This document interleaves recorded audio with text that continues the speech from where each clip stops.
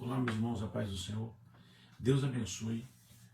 Agora são 3h40 e eu quero ver se todas as vezes que eu estiver de madrugada eu posso fazer minhas meditações, eu possa colocar uma mensagem curta, breve, para falar ao seu coração.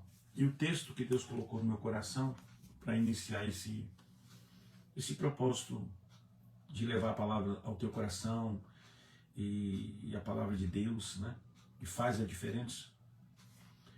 E eu fui no livro de 2 Timóteo, no capítulo 4. 2 Timóteo, capítulo 4. Eu vou ler para você.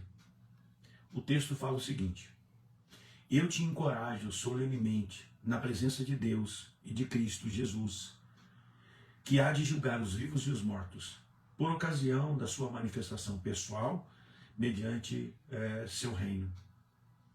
Prega a palavra, insiste a tempo e fora de tempo. Aconselha, repreende, encoraja com toda a paciência e sã doutrina. Porquanto chegará o tempo em que não suportarão o santo ensino. Ao contrário, sentindo coceira nos ouvidos, reunirão mestres para si mesmo, de acordo com suas próprias vontades. Tais pessoas se recusarão a dar ouvidos à verdade, voltando-se para os mitos. Tu, no entanto, se equilibrado em tudo, suporta os sofrimentos, faze a obra de um evangelista e cumpre o seu ministério. O que esse texto fala? Esse texto nada mais é de uma carta que Paulo faz a Timóteo. E o que Paulo queria passar de informação a Timóteo?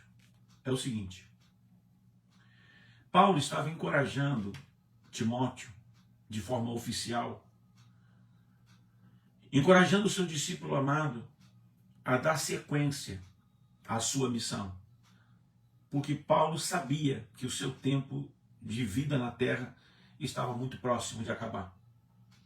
E Paulo, sabendo desse tempo, ele escreve a Timóteo para que Timóteo assuma a responsabilidade, a missão de pregar dignamente o Evangelho, mesmo em meio à possibilidade de uma sociedade tão difícil que estava para surgir.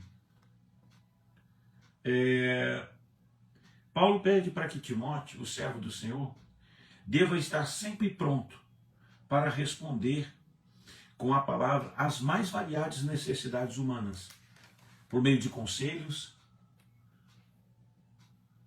para livrar a sociedade e as pessoas do erro,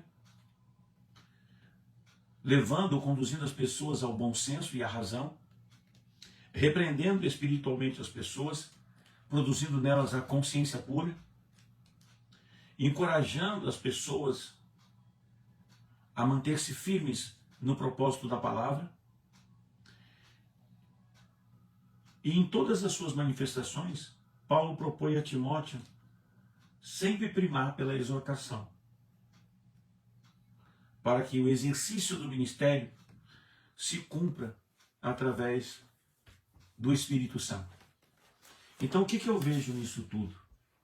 O que eu vejo através da palavra de Deus? Que Paulo sabendo, Paulo sentindo que o seu tempo, a sua chegada de vida terrena já estava para se encerrar, ele escreve a Timóteo, lembrando Timóteo que a manifestação da presença de Cristo, do Senhor, para o juízo da sociedade, está próximo de acontecer.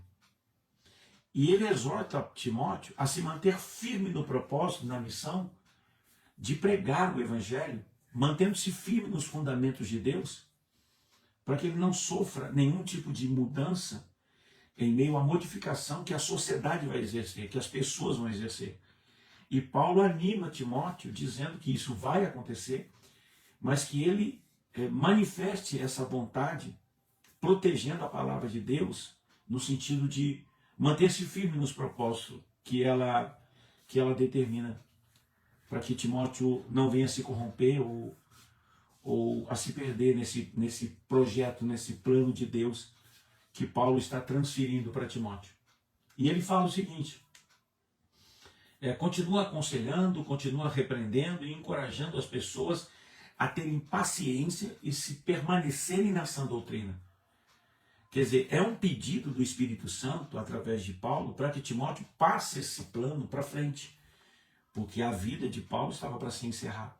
Então Paulo alerta Timóteo que mantenha-se vivo nisso, repreendendo, exortando, aconselhando, mantendo viva na mente das pessoas a vontade de que elas se cuidem, de que elas se protejam dos enganos que estão para acontecer, mantendo viva a maturidade do Espírito Santo, a maturidade no Espírito Santo, não do Espírito Santo, mantendo viva a paciência que é uma grande virtude, que anela o juízo de Deus sobre todas as causas.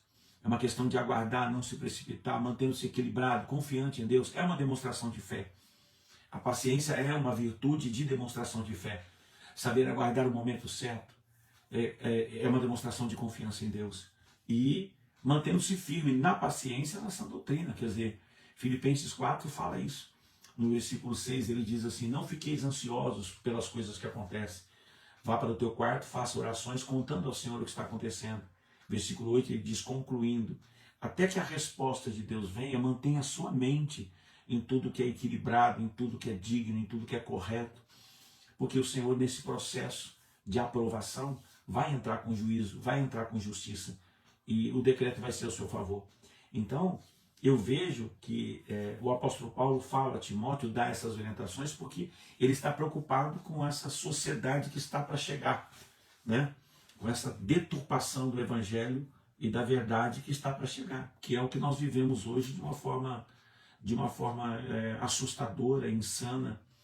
E no meu caso, tenho contemplado isso, tenho observado isso através de muitos acontecimentos, tanto em igrejas quanto várias outras situações, e tenho visto como o evangelho ele tem sofrido mutações, ele tem sofrido pressões para que ele seja, como é que se diz, que ele se submeta às vaidades das pessoas, às vontades das pessoas. E ele coloca aqui, ó, portanto chegará o tempo em que não suportarão o santo ensino. E é verdade isso aqui, é verdade. Eu me coloco nessa posição de que para exercer a vontade pastoral, para exercer o conhecimento pastoral, para exercer a influência do meu sacerdócio, e assim muitos tenho certeza que passam por isso é quase uma agressão violenta ao fator psicológico, emocional e moral da nossa vida.